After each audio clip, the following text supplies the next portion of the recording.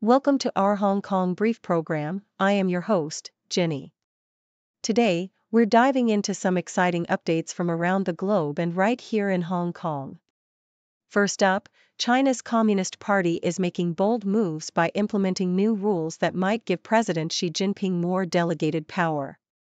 This could be a strategic move to streamline decision-making or even prepare for a future leadership change, all while strengthening party control. Next, let's talk about lychees. These sweet, floral fruits hail from southern China and Vietnam, and they carry a rich history of imperial admiration. Known as in Chinese, lychees symbolize prosperity and cultural richness, and today, they're enjoyed worldwide, especially in Asia. Their swift spoilage once harvested gave them a name that reflects their fleeting freshness, making them a beloved delicacy with a storied past. And in our local scene, Hong Kong's thriving second-hand luxury market is buzzing. Resellers, especially from the Philippines and India, are flocking to the city's top thrift spots like Me&G and Salvation Army to source authentic Hermes and Chanel bags. Thanks to Hong Kong's reputation for genuine products and tax-free shopping, the city has become a key hub for luxury reselling, fueling a sustainable fashion movement and offering stylish treasures at a fraction of the cost. Please continue to watch for more detailed stories. South China Morning Post reports that recent changes in the rules governing China's Communist Party organs suggest a strategic shift in power dynamics, with President Xi Jinping possibly delegating more authority to his deputies. The new regulations aim to standardize decision-making processes across party bodies, especially those called party coordinative institutes, which have seen their influence expand during Xi's leadership. These reforms reflect Xi's broader effort to formalize governance structures, ensuring that key policy areas such as national security, economic reform, and cybersecurity are managed through leading small groups and central commissions, often led by his trusted aides like Premier Li Qiang and Vice Premier Ding Xiuxiang. While some analysts interpret these moves as a sign of Xi preparing for a future leadership transition, others believe they are primarily about consolidating control and streamlining decision-making, with Xi maintaining key titles while delegating day-to-day responsibilities to deputies, thus ensuring stability without explicitly promoting a successor. The South China Morning Post also highlights the historical and cultural significance of lychees in Chinese society, tracing their origins from ancient times to modern popularity. Native to southern China and northern Vietnam, lychees first appeared in historical records around 200 BC, with scientific research suggesting they originated in Yunnan province. Their journey from the imperial courts of the Tang dynasty, where they were so prized that Emperor Xuanzong established relay systems to bring fresh lychees to the palace, illustrates their status as a symbol of luxury and indulgence. European explorers first encountered lychees in the 16th century, describing their exquisite taste, while their Chinese name, lychee, and associated wordplay have made lychees a symbol of prosperity, intelligence, and good fortune. Today, lychees evoke a sense of summer, richness, and cultural pride, and their vibrant pink appearance continues to inspire art, ceramics, and festive symbolism across Asia. Lastly, the South China Morning Post discusses the burgeoning second-hand clothing scene in Hong Kong, emphasizing its environmental and cultural importance. Diane Gupta, an avid thrifter, describes shopping at shops like Me&G and the Redress Closet, where she finds unique vintage pieces and supports sustainable fashion. The movement is driven by a desire to combat the environmental damage caused by fast fashion, which produces massive textile waste and consumes vast amounts of water and energy. Gupta advocates for repairing, recycling, and renting clothes, and highlights the social aspect of clothes swap events that foster community and conscious consumption. Despite some cultural stigma surrounding second-hand garments, the movement continues to grow, with initiatives like clothing rental platforms and charity shops helping to promote eco-friendly lifestyles and reduce the fashion industry's carbon footprint in Hong Kong.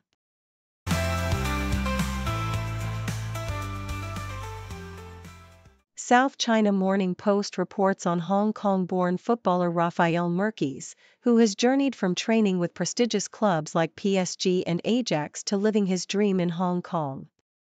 Despite initial doubts about moving to the city, Merkys found a sense of belonging and purpose, eventually earning his citizenship to better his football career. He made his debut for Hong Kong's national team and transferred to Shandong Taishan, a top Chinese club, aiming to make an impact on the international stage. Merkys' story is one of resilience and adaptation, overcoming setbacks like limited game time and injuries, and embracing his role in a competitive environment. His dedication shines through as he prepares for upcoming matches against formidable opponents such as Japan, South Korea, and China, viewing each game as a vital opportunity to showcase his talent and contribute to his team's success.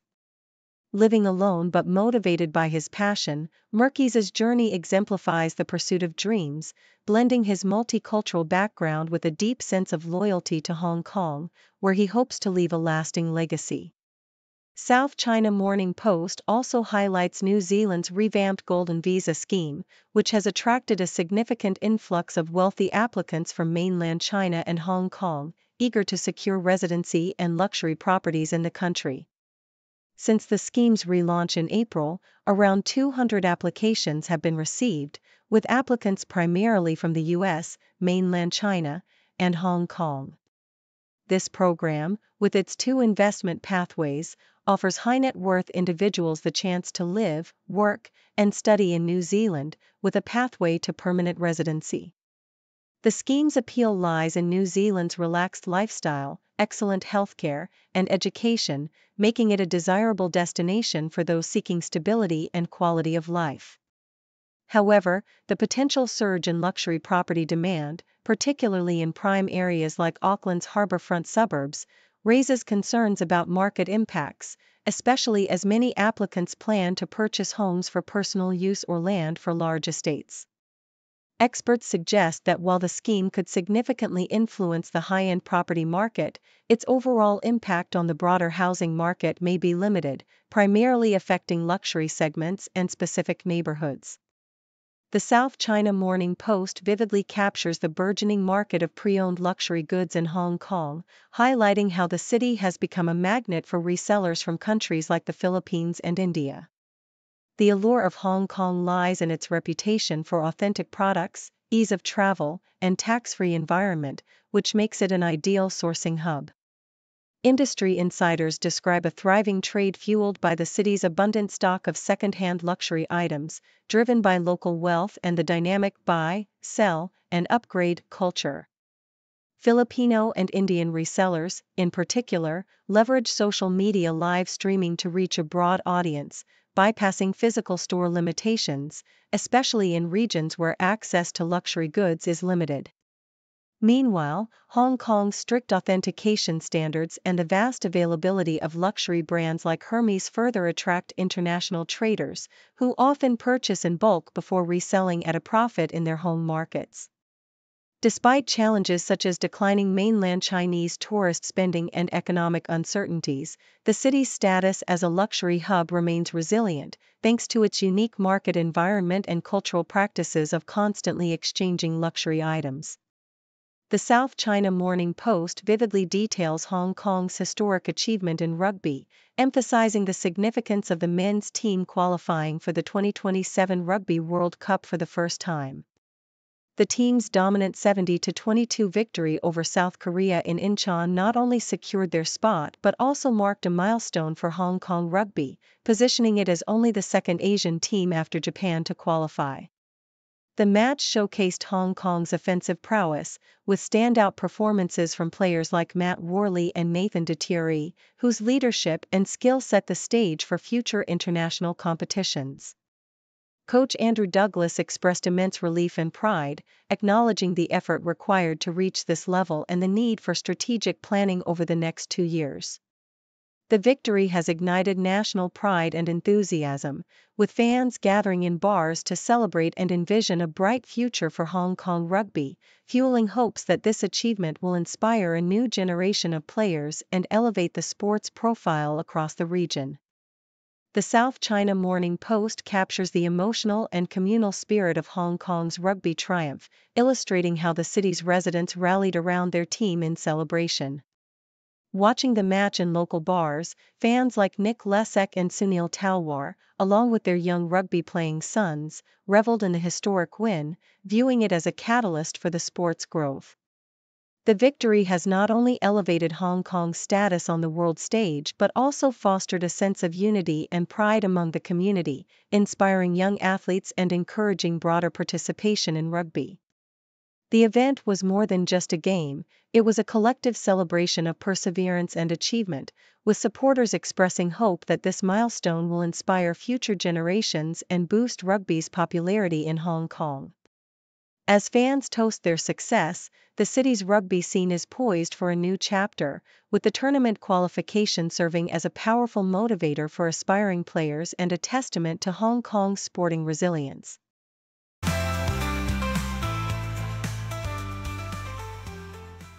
The South China Morning Post vividly illustrates the innovative spirit of horology, where watchmakers are pushing material boundaries by creating proprietary gold alloys that redefine durability and aesthetic appeal. For instance, a Lang & Amp, Sohn's Honeygold, a unique 18K gold alloy with a honey hue, exemplifies this evolution. Used sparingly in limited editions, Honeygold's enhanced hardness and stability make it a prized choice for high-performance sports watches like the Odysseus chronograph, which boasts a robust 50-hour power reserve and water resistance up to 120 meters.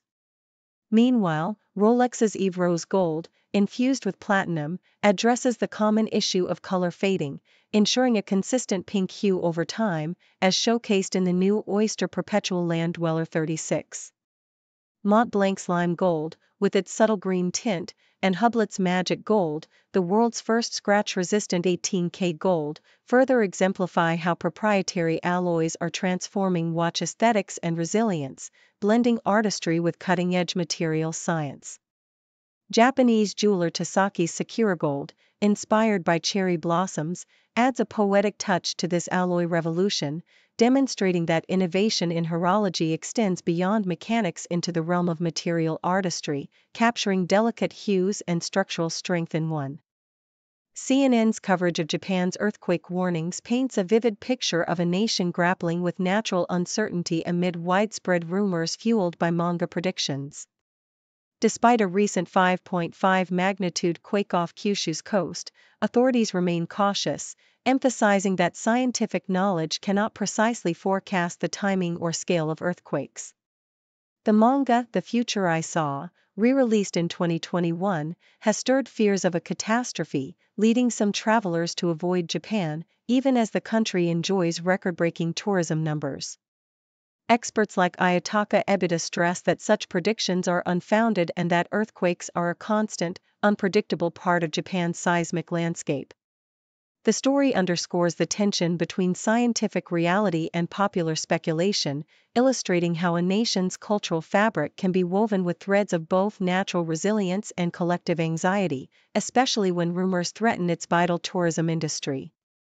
Japan's ongoing seismic activity, with over 1,000 tremors in recent weeks, serves as a reminder of the delicate balance between natural forces and societal perceptions, highlighting the importance of science-based communication in maintaining public trust and safety.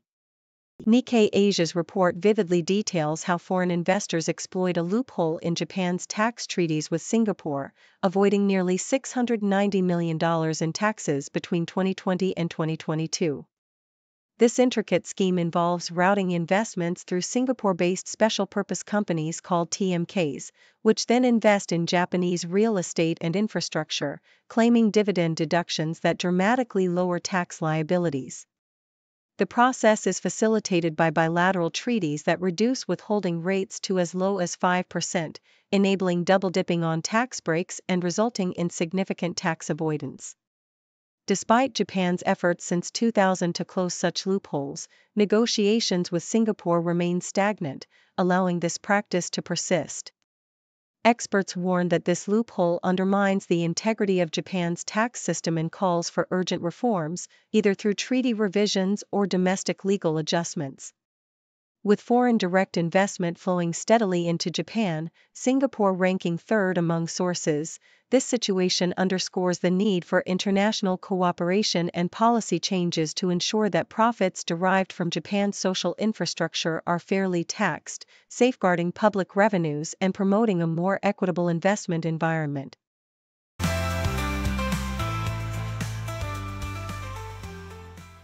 South China Morning Post reports a quietly subtle yet significant shift in Hong Kong's approach to LGBTQ+ rights, as the city's housing authorities have begun to accept applications from same-sex couples for public rental and subsidized housing.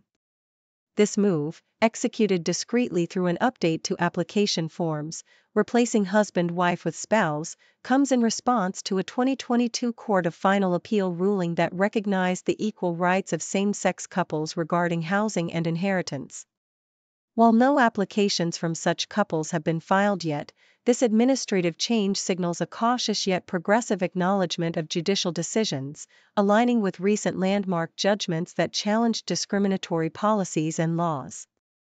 Advocates like Jerome Yao emphasize the importance of public awareness, hoping official channels will disseminate these updates more broadly, as the legal landscape continues to evolve in favor of equality, despite the absence of full marriage recognition. The South China Morning Post also details a tragic incident involving a 35-year-old hiker who fell approximately 20 meters at Sha Tao Kok near Hong Kong's border with mainland China, resulting in his death. The accident occurred during a planned hike with friends from Lin Ma Hang to San Kwai Tin in the Northern New Territories. Rescue teams responded swiftly, but the man was pronounced dead at the scene, with authorities awaiting an autopsy to determine the precise cause of death. This incident echoes a pattern of recent mountain accidents, including the death of a 68-year-old hiker in Shengshui earlier this year, highlighting the dangers of outdoor pursuits in Hong Kong's rugged terrains. These tragedies underscore the risks faced by hikers exploring the region's scenic yet treacherous mountain streams and trails, prompting calls for increased safety measures and awareness among outdoor enthusiasts.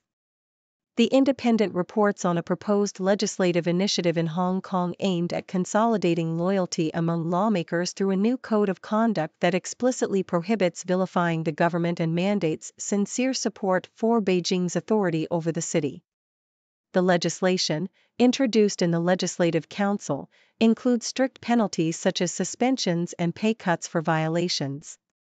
It emphasizes the necessity for legislators to support the chief executive and the SAR government sincerely, reinforcing the principle of patriots administering Hong Kong, a concept that restricts public office to those loyal to Beijing and the Chinese Communist Party. This effort is part of a broader crackdown following the 2019 protests and the 2020 national security law, which have significantly curtailed political dissent and democratic participation. Critics argue that these measures further entrench Beijing's control, marginalizing pro-democracy voices and tightening the grip on Hong Kong's political landscape, making it clear that the city's governance is shifting towards a more uniform, pro-Beijing framework.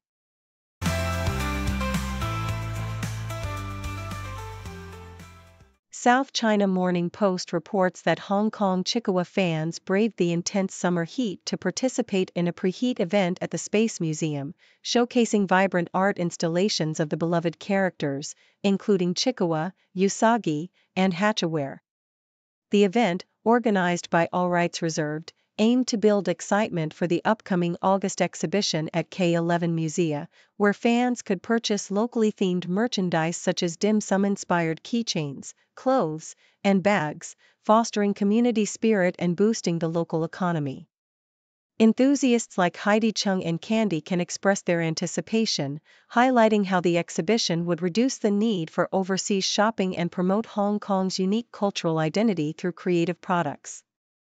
The event also marked a strategic effort to keep residents engaged in the city during the summer holiday season amidst rising cross-border travel, with tickets selling out swiftly within half an hour, mostly to local fans but also attracting visitors from mainland China, Macau, Taiwan, and Japan. The exhibition, which features special Chinese-style Chikawa items, underscores the city's push to capitalize on intellectual property and local creativity, even as the weather remains scorching, as warned by the observatory. Thank you for tuning in. The content above showcases the latest briefing reports and analytical synopses, thoughtfully curated by the 6Do team. These insights stem from a wide array of reputable media outlets, think tanks, government sources, and specialized experts worldwide. We encourage you to explore these sources for a comprehensive perspective. Keep in mind that while the content may not always align with the official standpoint of 6Do Brief, it's not meant to be taken as absolute directives for decision-making. Comprising seasoned media professionals, learned scholars, and accomplished scientists, the 6Do team embodies a trailblazing, fully independent media entity. To customize 6Do Brief to meet your professional needs, you have the option to subscribe to a diverse array of briefings on our website, 6dobrief.com. Regardless of your location, you can conveniently receive 6Do Brief via email.